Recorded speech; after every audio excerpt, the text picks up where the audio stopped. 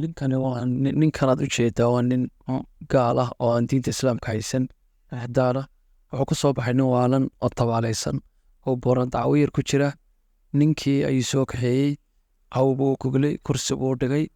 markii koowaad timihii oo 10 sano iska xirin ka badan buu ka xiiray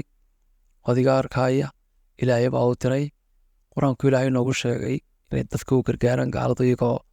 aan janno helinin caamilatun naasiba tasla naaran xaamila way camal fiican bay samaynayaan laakiin janno ku geli maayaan ninkii uu meeshan keenay markuu xiray timaha uu xiray haddana wuu meydhayaa si weliba deeply ah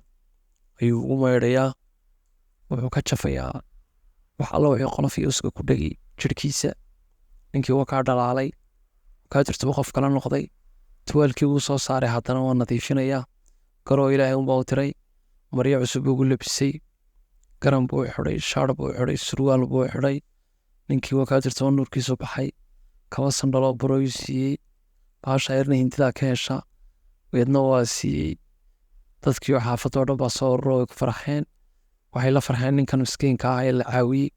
sidaa kagabuu tegin wuxuu u diyaariyey taandhada yareed dadka dalxiiska qaataan wuxuu yidhi halkan roobkii dhaxanta ka gal furaaj yarna waa u dhex dhigay dee ninkii waa ka nooleeyey man axya naasa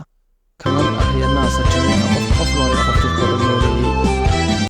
haddii aad halka soo gaadhay oo aad ka heshay muuqaalkan fadlan falowda iyo sheerta iyo leegta noogu camir adigana waxba ku yeeli mayso annagana waa noo dhiirigelin thank you very much